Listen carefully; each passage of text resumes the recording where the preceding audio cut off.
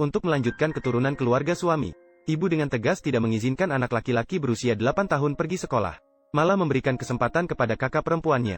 Karena dari rumah ke sekolah, terpisah oleh sungai Nujiang yang lebarnya 100 meter, harus meluncur menggunakan tali untuk menyeberang.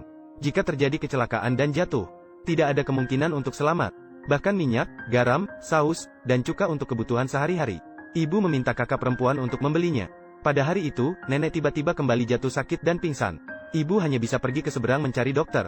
Saat dia bersiap-siap untuk meluncur menggunakan tali, namun dia ketakutan oleh arus deras sungai yang bergelombang. Langsung duduk terdiam di tanah. Untungnya, kakak perempuan pulang dari sekolah tepat waktu. Jangan khawatir. Cepatlah, Miko. Gadis itu meluncur menggunakan tali dan melintas. Meskipun menemukan satu-satunya dokter di desa, tapi katanya harus pergi ke pedesaan untuk berobat. Dia langsung tidak setuju. Karena setiap kali harus melewati perjalanan berjam-jam. Dia adalah seorang dokter. Dokter Yixiu. Atlet mendaki gunung. Gadis itu menggandeng erat dokter. Melihat matanya penuh dengan air mata. Dokter dengan enggan menyetujuinya. Baru ketika sampai di tepi sungai dia menyadari. Ternyata mereka harus meluncur menggunakan tali untuk menyeberangi sungai. Dokter mengatakan bahwa dia menderita takut ketinggian. Dia tidak berani meluncur sama sekali. Dokter mengambil kotak obat dengan cepat dan bersiap-siap untuk pergi. Gadis itu dengan sedih memohon. Dokter, tolonglah. Bagaimana aku bisa membantumu? Baiklah. Aku akan mengambilkan obat untukmu. Aku. Mustahil. Dokter dengan berani meluncur ke sana. Dia sangat ketakutan. Tidak hanya itu, dia juga memecahkan kepala. Bahkan kacamatanya juga jatuh ke sungai. Setelah pemeriksaan dokter, nenek mengalami stroke. Tidak mungkin dilakukan. Hanya bisa istirahat dengan baik. Kemudian, anak itu meminta ban dokter untuk memeriksa teman baiknya. Beberapa hari yang lalu dia jatuh dari atap dan terluka. Ini anjing? Ya, aku bukan dokter hewan. Dokter sedang bersiap-siap untuk pergi. Dokter, aku sangat serius. Tidak cukup serius. Sampai jumpa, dokter. Baiklah. Jangan pergi begitu saja. Karena keluarga kami sangat miskin. Setiap kali ibu hanya memasak 2 telur. Satu untuk nenek agar kuat. Satu lagi untuk anak agar tumbuh tinggi. Tapi anak itu tidak mau makan. Dia sengaja menyimpannya untuk kakaknya. Kakak juga memberikan kincir angin yang dibawanya dari sekolah.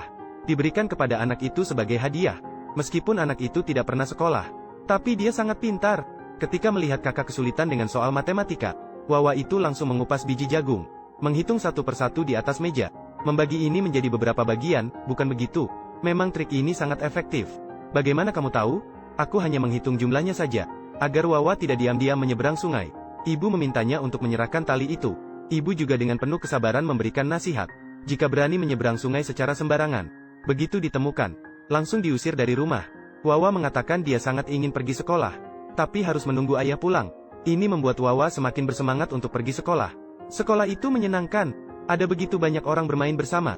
Bisa juga berjalan di luar. Kakaknya memberitahunya. Desa sedang merencanakan membangun jembatan. Tapi Wawa bahkan tidak tahu apa itu jembatan. Kakaknya segera membuka buku. Memberitahunya bahwa itu adalah jembatan. Bisa berjalan ke sekolah. Itu adalah keinginan terbesar semua anak di sini. Saat kakak dan adik bermain-main, Wawa tidak sengaja merusak kincir angin. Tapi dia menjanjikan kepada kakaknya. Pasti akan menggantinya dengan kincir angin yang bagus. Keesokan harinya, orang-orang berbondong-bondong pergi ke jalan. Beberapa orang bahkan membawa anak babi di jembatan tali. Sekretaris juga mengundang desainer Kiao Liang. Setelah ibu pergi bekerja, Wawa mengeluarkan model karakter yang sudah disiapkan. Menaruhnya di atas atap dan mengenakan jaketnya. Kemudian diam-diam pergi ke tepi sungai. Ini adalah kali pertama Wawa menyeberangi sungai sejak kecil. Tapi dia sama sekali tidak merasakannya. Dengan berani dan cerdik melintasi permukaan sungai. Seperti pahlawan kecil yang tak kenal takut. Sampai di sekolah, Wawa berdiri diam-diam di bawah pagar. Melihat teman-teman bermain game di lapangan. Penuh dengan keinginan di mata mereka. Saat di kelas, dia mendengarkan dengan saksama di luar. Tepat pada hari itu, ada guru baru di sekolah. Tanpa sengaja menemukan Wawa saat pergi ke toilet. Anak kecil. Kamu dari kelas mana? Mengapa kamu tidak masuk? Wawa itu tidak berbicara. Tapi malu-malu menempel di dinding. Bergerak perlahan ke depan. Melarikan diri pada saat yang tepat.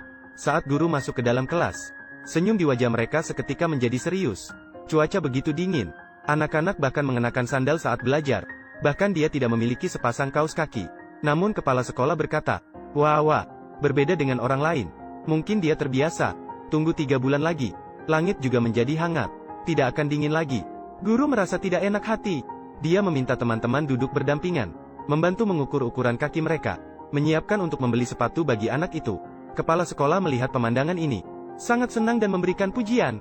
Seorang guru dari kota ini. Berbeda dari sebelumnya. Lebih cantik dari sebelumnya. Kemudian guru mengikuti kunjungan ke rumah di desa.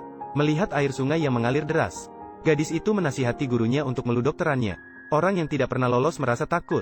Namun guru itu berkata dengan percaya diri. Saya bahkan tidak memperhatikan bungee jumping. Hal kecil ini bukanlah apa-apa. Begitu guru selesai berbicara, dia tergelincir. Karena kurangnya pengalaman. Tiba-tiba berhenti di tengah. Guru itu tiba-tiba bingung.